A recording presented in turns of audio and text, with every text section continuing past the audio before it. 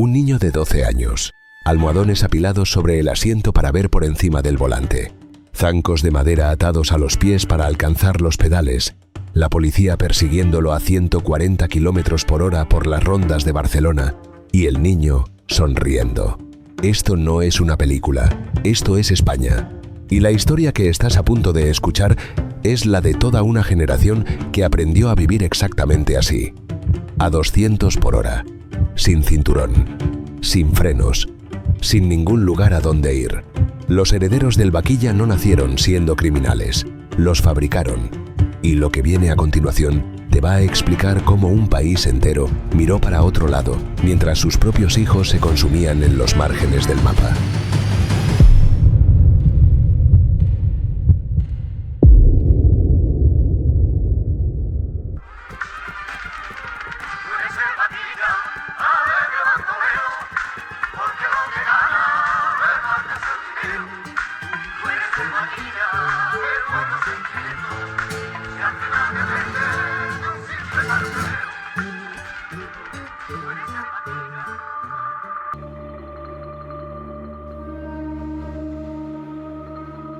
La celda olía a humedad, tabaco y algo que ningún funcionario de prisiones quería identificar en voz alta.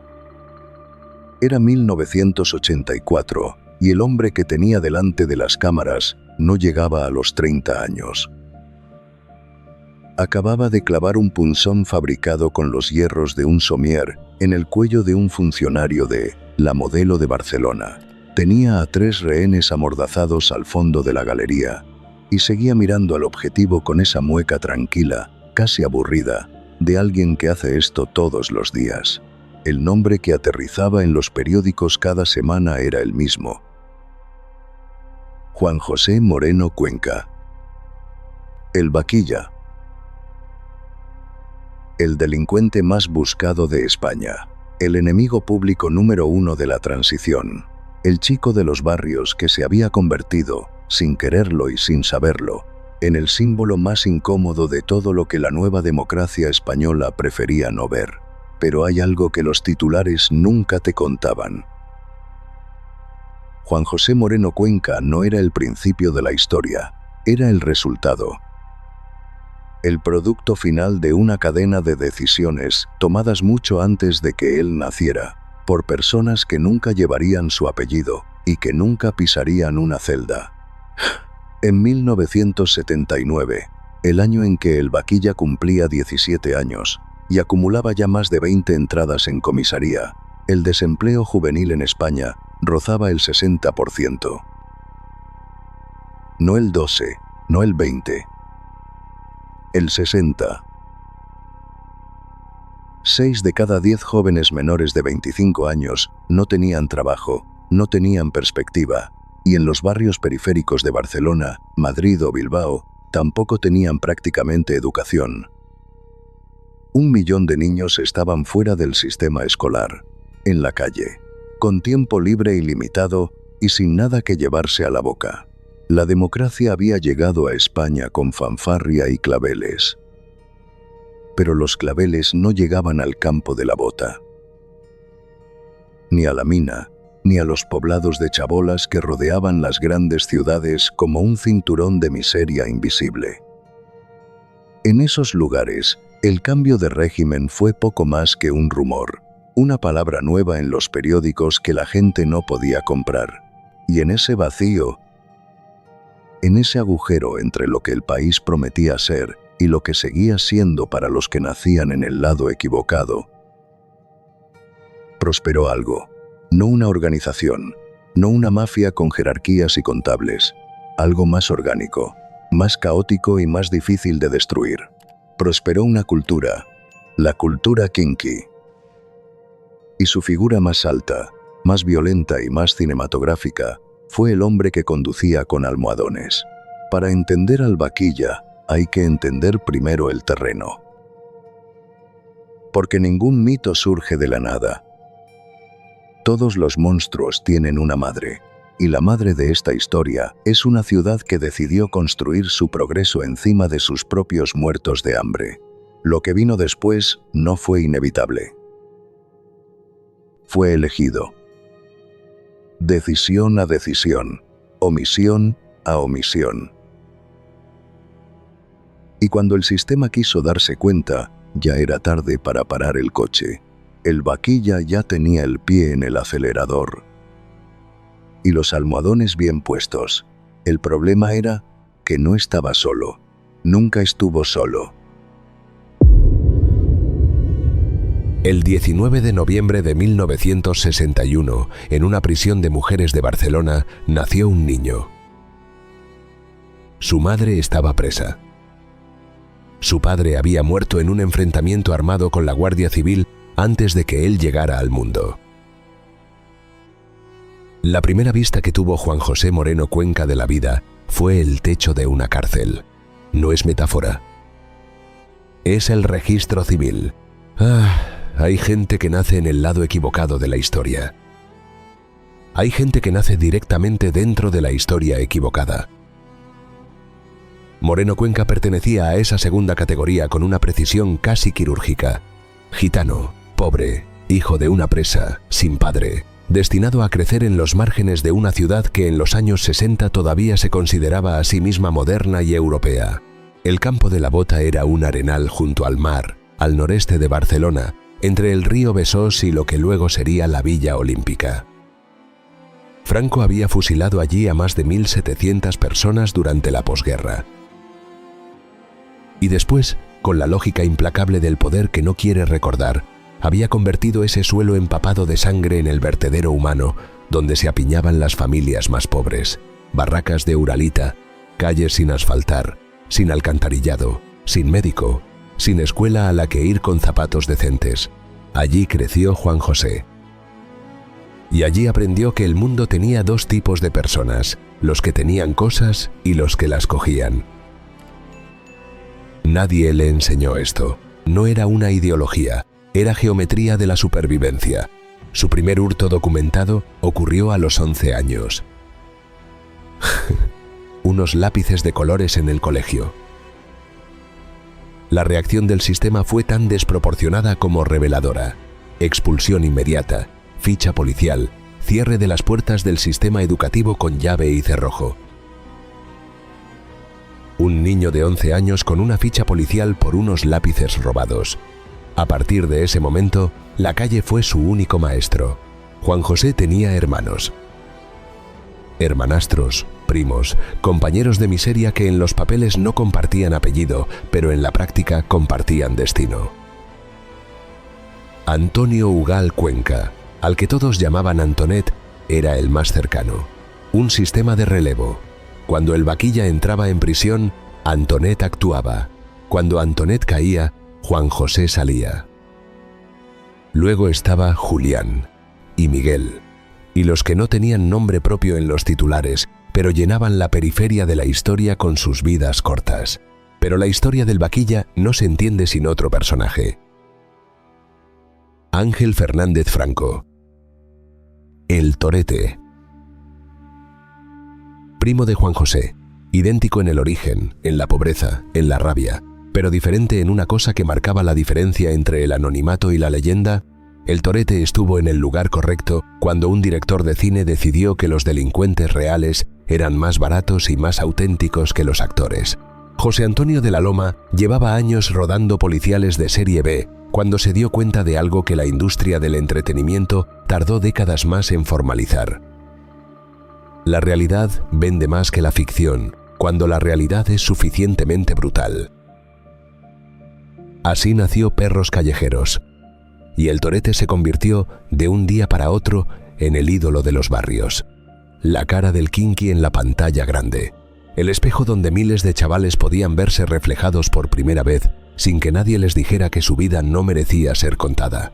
El vaquilla miraba desde la celda y esperaba.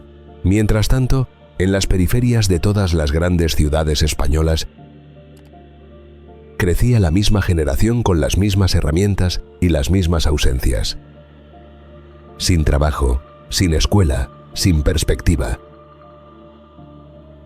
Con tiempo libre ilimitado, mucha rabia acumulada y algo nuevo que llegaba desde fuera con la discreción silenciosa de lo que no hace ruido hasta que es demasiado tarde.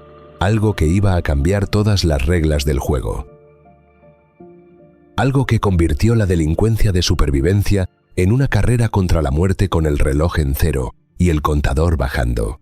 Pero antes de que ese contador llegara a cero, el sistema Kinky tuvo su momento de gloria. Breve, violento y completamente ilusorio, como todas las glorias construidas sobre la nada, fue el momento en que la calle se convirtió en el único territorio donde los de abajo mandaban.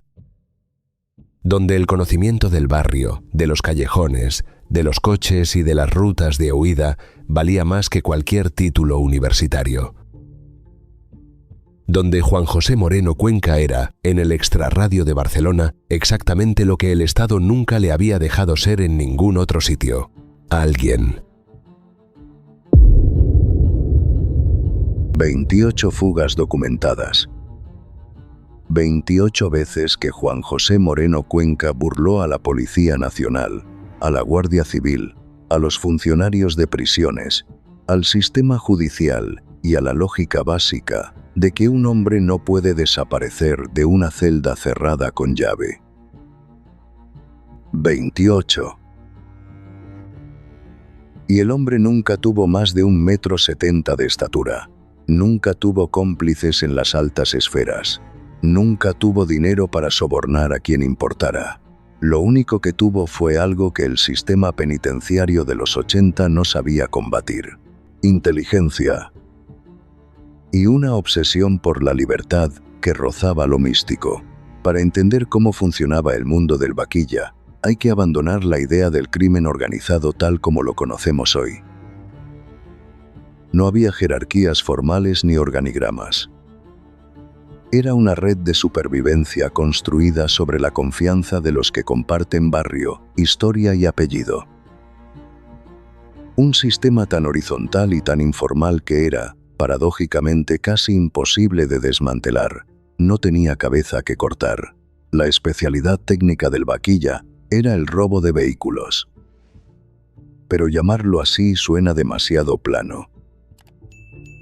Lo que Moreno Cuenca hacía con un SEAT 124 era casi una forma de arte. Conocía cada modelo de coche de fabricación española como un cirujano conoce la anatomía. Sabía qué cables cortar, en qué orden, en cuántos segundos.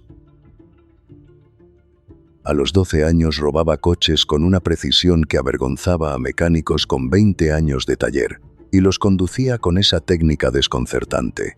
Los almohadones apilados, los zancos de madera, el cuerpo de niño adaptando el mundo del adulto a sus propias medidas, porque nadie había pensado en adaptarlo para él. Las fugas eran el núcleo de su leyenda. Pero las fugas no eran improvisación. Eran planificación meticulosa ejecutada con los recursos de quien no tiene nada. En el interior de la modelo, observaba los turnos de los funcionarios, los puntos ciegos de la vigilancia, los horarios de los patios.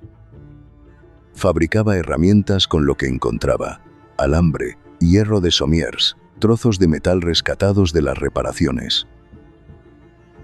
Y cuando llegaba el momento, actuaba con una velocidad que dejaba al personal de la prisión con la boca abierta. La más espectacular de todas fue la fuga de la cárcel de Lleida en 1984. Junto a Antonet y otros internos, Moreno Cuenca protagonizó una evasión que obligó al despliegue de efectivos en 3 provincias. Los periódicos la cubrieron como si fuera un episodio de una serie americana. La televisión emitió boletines especiales. El delincuente más buscado de España estaba suelto otra vez, y eso tenía a la opinión pública dividida entre el miedo y algo que ningún tertuliano se atrevía a nombrar: la fascinación. La pura y desnuda fascinación. El vaquilla no era el monstruo frío e inteligente de la ficción anglosajona. Era uno de los suyos, hablaba como ellos, vestía como ellos, venía del mismo lugar. Y eso hacía que su historia fuera para miles de jóvenes en los márgenes algo mucho más peligroso que un relato de delincuencia. Era una prueba. Una demostración de que el sistema podía ser burlado, de que los de abajo también podían ganar, aunque fuera de esta manera, aunque fuera por poco tiempo. Y ese mensaje se extendía por los barrios con una velocidad que no dependía de ninguna red social. Dependía de algo más antiguo y más eficiente, el boca a boca de los que no tienen otra cosa que contar. El cine kinky fue la cámara de resonancia de todo esto.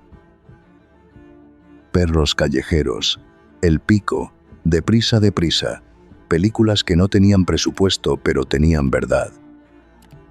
El torete en pantalla era exactamente el torete en la calle, la misma jerga, el mismo andar, la misma rabia sin canal.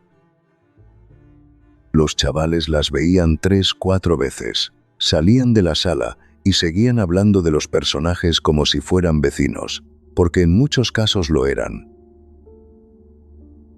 El cine kinky no era escapismo, era espejo, y el espejo devolvía una imagen que el Estado prefería no reconocer.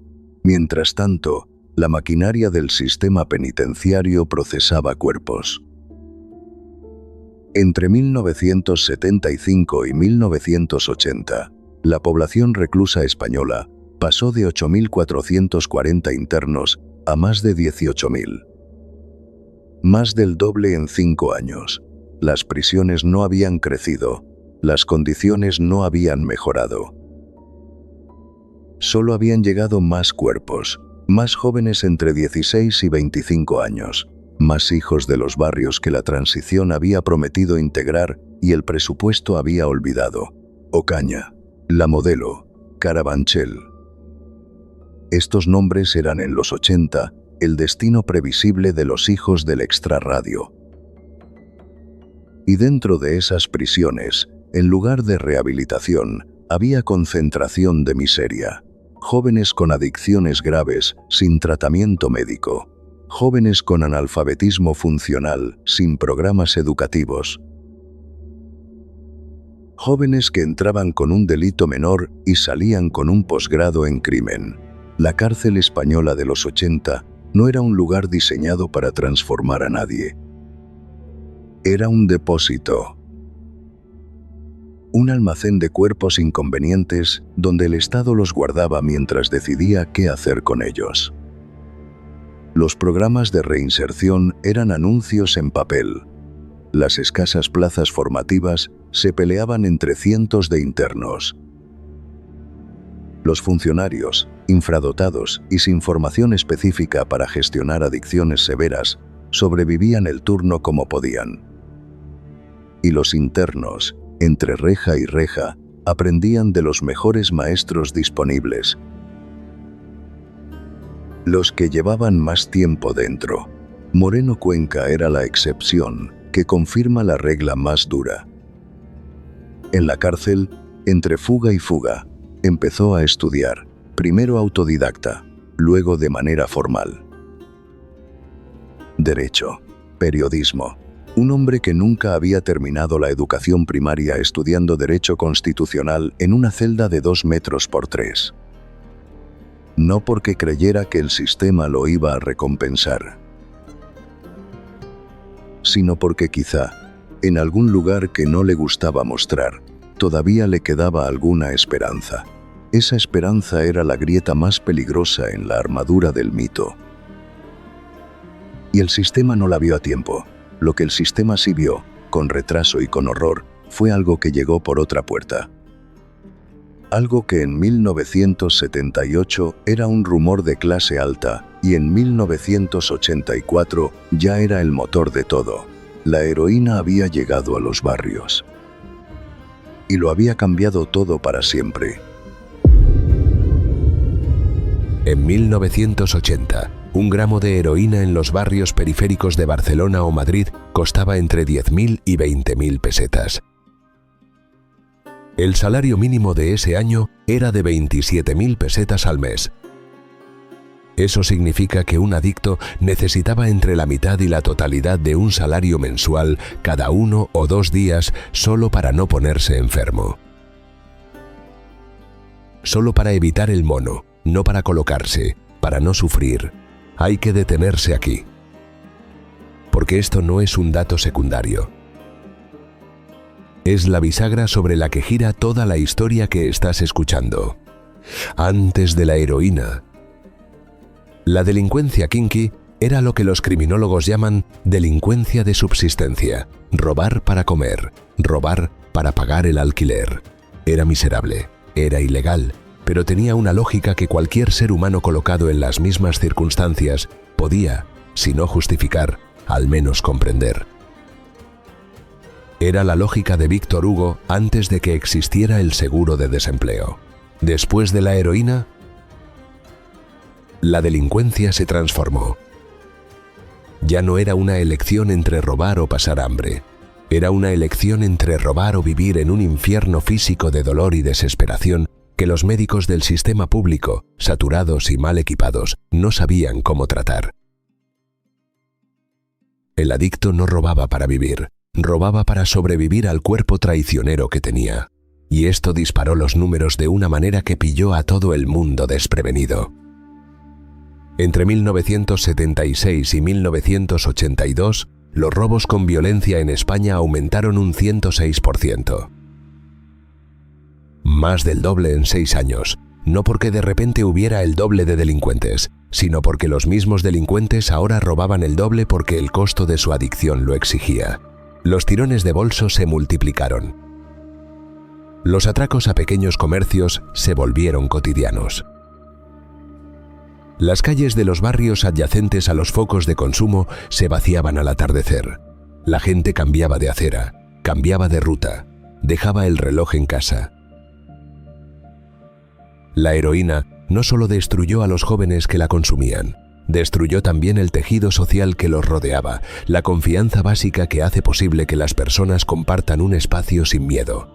Y la pregunta que nadie se hacía en los titulares, la que los ministros evitaban con habilidad, era de dónde venía tanta heroína tan de repente. España no era un país productor. La heroína llegó en cantidades suficientes para drogadiccionar a cientos de miles de personas en un plazo asombrosamente corto. Y el Estado tardó en reaccionar con una lentitud que, para los que vivían en los barrios, tenía un olor muy específico. El olor de la conveniencia. Hay una hipótesis, documentada parcialmente en estudios de la época y testimonios de trabajadores sociales, que plantea algo muy oscuro. La heroína desmovilizó políticamente a los jóvenes más radicalizados de las periferias urbanas en el momento exacto en que la transición necesitaba que esos jóvenes no se organizaran. No es una teoría conspiranoica de manual, es una correlación temporal que los historiadores serios prefieren no abordar con demasiada precisión. Pero está ahí. Lo que sí es un hecho documentado es lo que la heroína le hizo a la generación kinky. Le arrancó la vida a pedazos pequeños, silenciosos y dolorosos. Primero la salud, luego la lucidez, luego la voluntad. Y finalmente, una enfermedad nueva que llegó con otro nombre impronunciable y que nadie sabía de dónde venía: el VIH. El SIDA. La pandemia que no tenía cara en los hospitales pero sí la tenía en los poblados de chabolas. La misma lógica económica que hacía de la vía intravenosa la más rentable convertía cada jeringuilla compartida en un vector de muerte. Y en los barrios, las jeringuillas se compartían porque no había dinero para comprar una nueva cada vez. Juan José Moreno Cuenca contrajo el VIH. No se sabe con exactitud cuándo. Lo que importa es que el hombre que había conseguido burlar a la Guardia Civil 28 veces, que había fabricado herramientas de fuga con hierros de somier, que había estudiado derecho desde una celda sin calefacción, no pudo burlar a un virus que no entendía de inteligencia ni de almohadones. Mientras tanto, la grieta en el clan se ensanchaba. La delincuencia ya no era la misma, ya no era el robo de coches calculado, la fuga planificada, la jugada rápida y la desaparición. Ahora era el atraco desesperado de las 10 de la mañana para pagar la dosis de las 12. El atraco que no planifica quién va a estar en el banco, que no contempla que alguien pueda resistirse. El motín de la Modelo de 1984 fue el más mediático.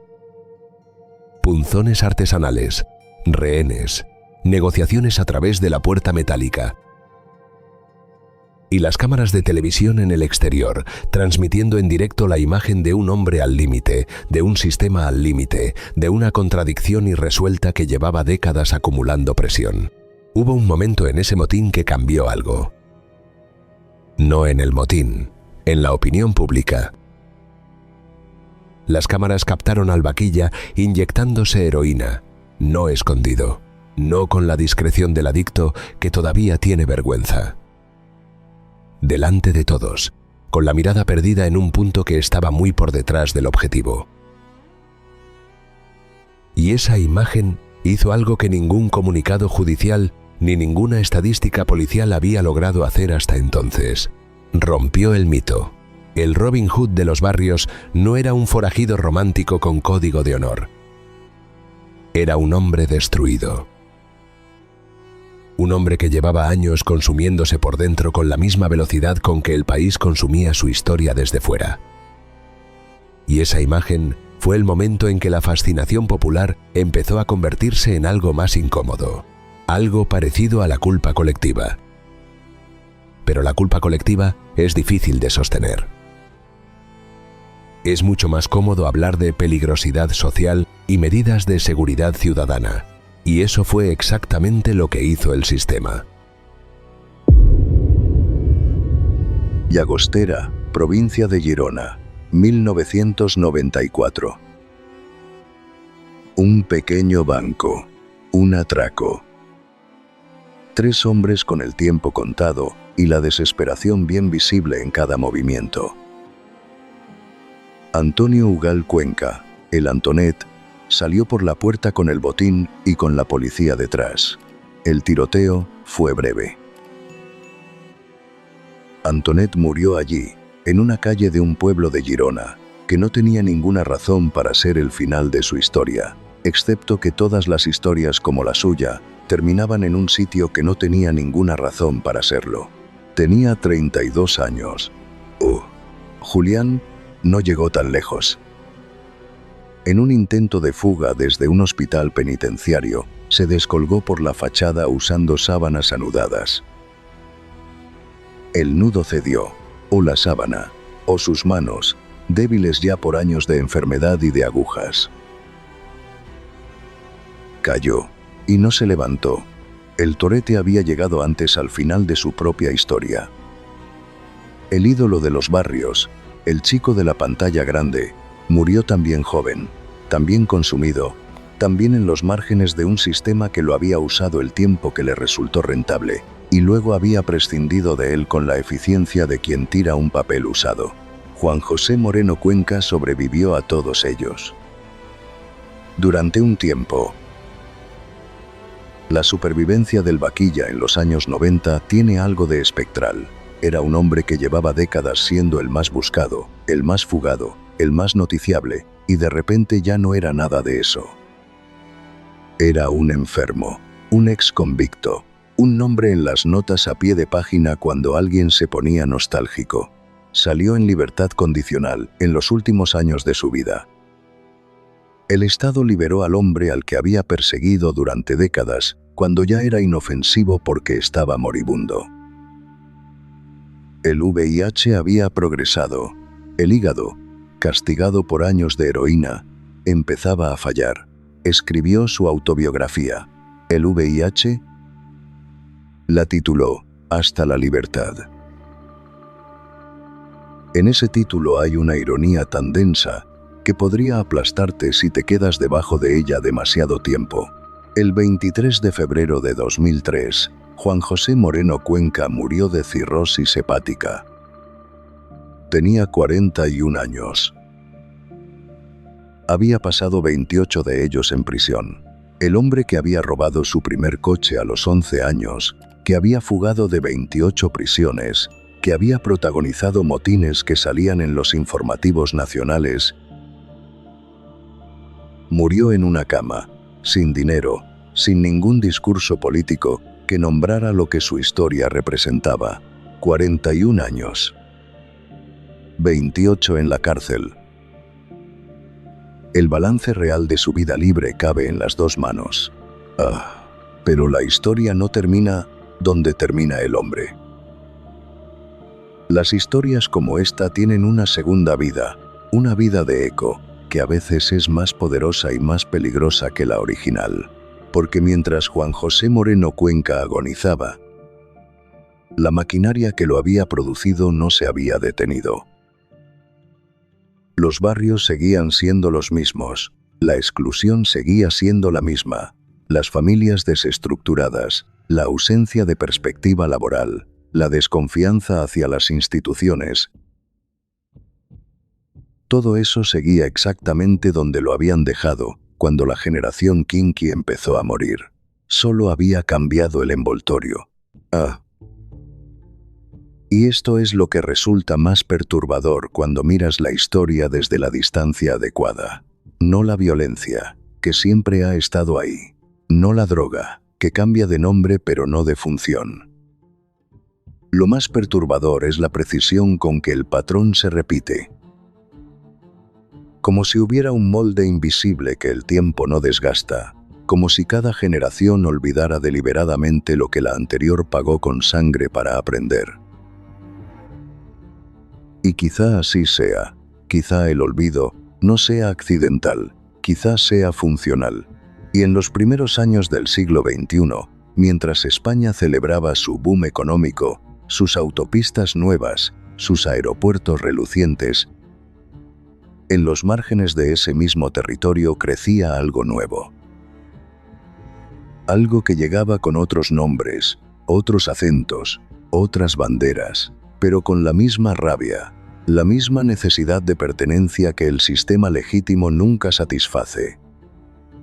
Y la misma ausencia de alternativas que convierte al grupo más cercano, por muy peligroso que sea, en la única familia disponible. La diferencia entre los kinkis de los 80 y las bandas del siglo XXI no es la que suele destacarse en los debates políticos. No es la nacionalidad, ni la religión, ni la cultura de origen. La diferencia es estructural. Los kinkis operaban en redes informales de confianza local. Las bandas contemporáneas tienen jerarquías formales, rituales de iniciación, rangos, leyes internas, conexiones con estructuras criminales transnacionales.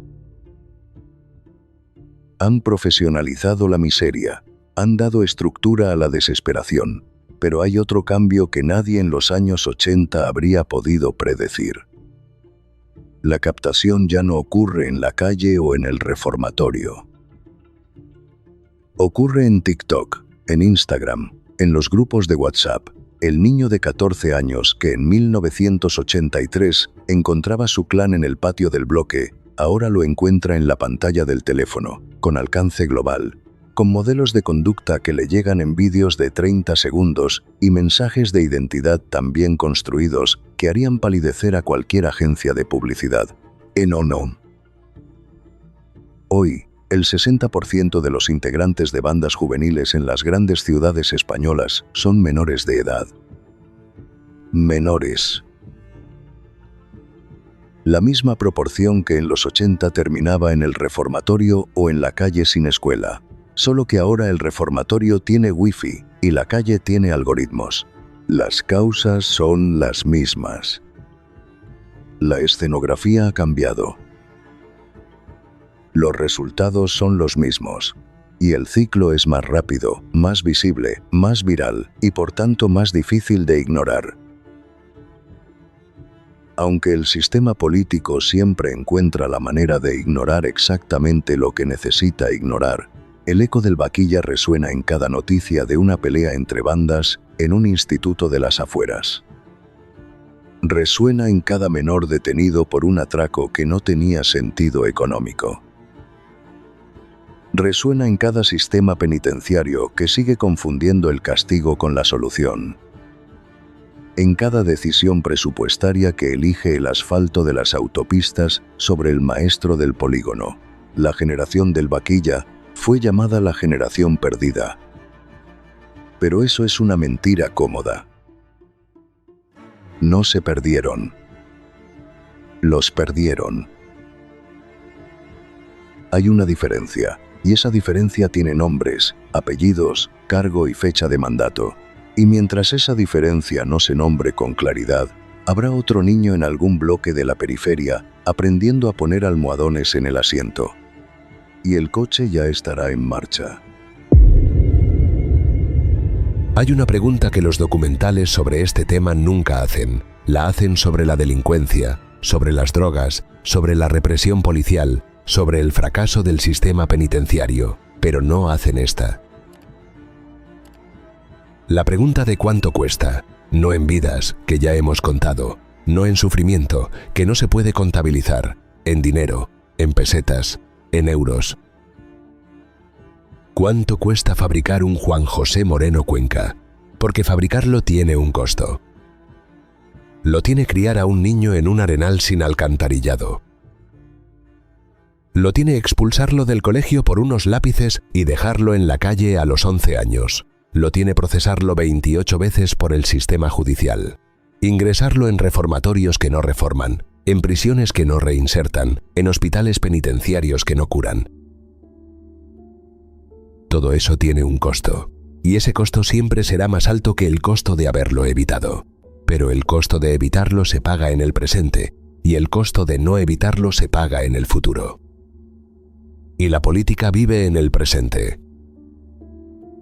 Con sus 4 años de mandato y su horizonte electoral que no alcanza más allá de la siguiente encuesta, el fenómeno kinky fue, en el fondo, una factura enviada con 40 años de retraso.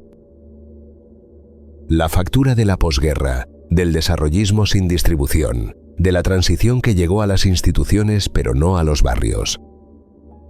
Una factura que el sistema político prefirió clasificar como problema de orden público y delegar en las comisarías y en los juzgados. Como si una comisaría pudiera resolver lo que una escuela, un médico y un contrato de trabajo habrían evitado. Juan José Moreno Cuenca estudió Derecho en la cárcel. Eso es lo que más persiste de esta historia. No las fugas, no los motines, no las persecuciones. El hombre que el sistema convirtió en su enemigo público número 1 estudiaba Derecho Constitucional en la celda que ese mismo sistema le había construido. Eso no es tragedia, eso es algo peor. Eso es malgasto deliberado, un país destruyendo sus propios recursos humanos con una eficiencia que habría asombrado al más cínico de los economistas. Y el mito sobrevivió. La cultura kinky no murió con los kinkis, se transformó. Perros Callejeros no está en los archivos muertos del cine español, está en YouTube, con comentarios de chicos de 16 años que nacieron 2 décadas después de que se rodara. El Vaquilla no es una referencia histórica para ciertos barrios. Es una figura vigente, un nombre que se pronuncia con una mezcla de respeto y lástima que ningún político ha logrado generar entre los mismos jóvenes. Películas recientes como Las leyes de la frontera demuestran que el interés por esa época no es nostalgia, sino diagnóstico. La pregunta que hace esa película, la misma que hacía Perros Callejeros 40 años antes, es siempre la misma. Y el hecho de que sigamos haciéndola después de 4 décadas significa que nunca hemos respondido de verdad. La pregunta no es si Juan José Moreno Cuenca era una víctima o un criminal. Esa es la pregunta fácil, la pregunta cómoda que nos permite debatir sin comprometernos a nada. La pregunta real es mucho más incómoda. ¿Qué tipo de sociedad produce, de forma sistemática y predecible, a hombres como él? ¿Y qué dice de esa sociedad el hecho de que ese proceso no se haya interrumpido? Que 40 años después el mecanismo siga funcionando, con nombres nuevos, con armas diferentes, con redes sociales donde antes había cine kinky, pero con la misma materia prima. Jóvenes que el sistema ha decidido que no valen el costo de invertir en ellos. Las bandas juveniles de hoy no son más violentas que los kinkis de los 80. Son diferentes, son más organizadas, más conectadas, más difíciles de desarticular. Pero son, en lo esencial, la misma respuesta a la misma pregunta que nadie quiere contestar. La pregunta de qué pasa cuando sacas de la ecuación la escuela el trabajo, la familia funcional y el sentido de futuro. Lo que pasa es siempre lo mismo, con acento barcelonés o con acento latinoamericano, con SEAT 124 o con smartphone, con jeringuilla o con aplicación de mensajería cifrada.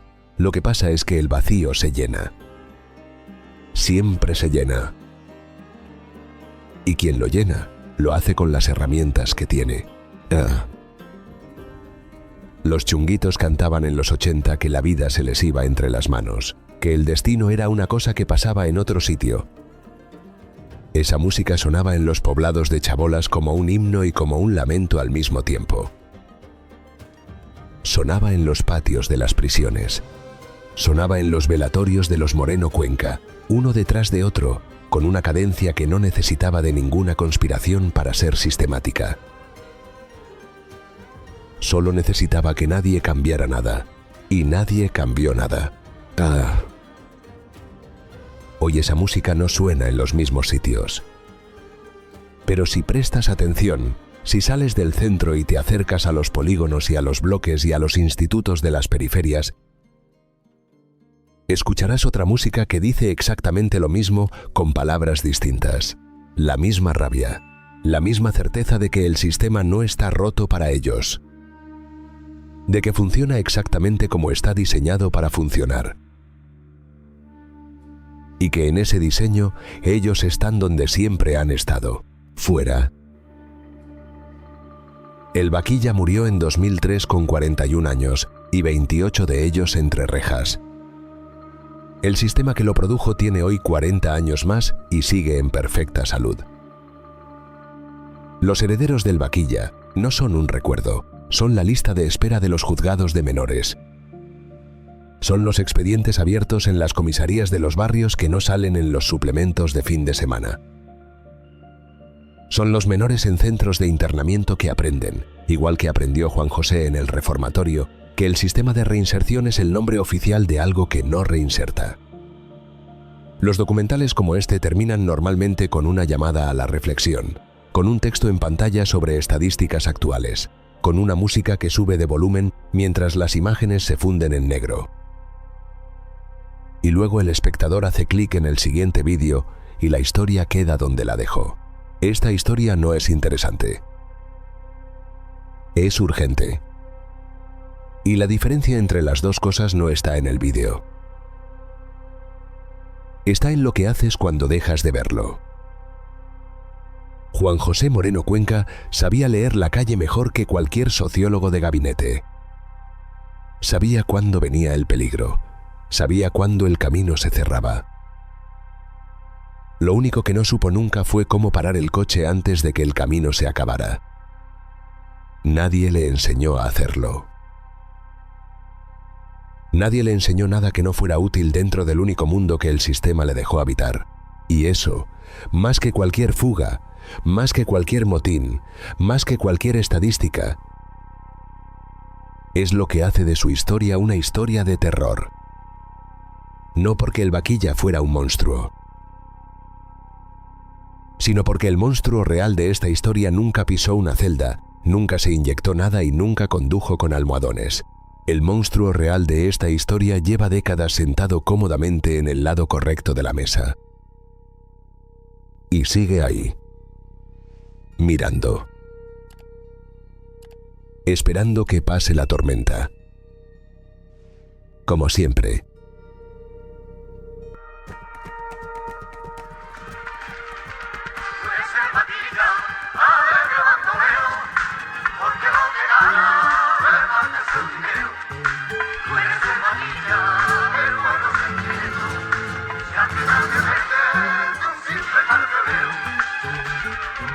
Tú eres el Vaquilla.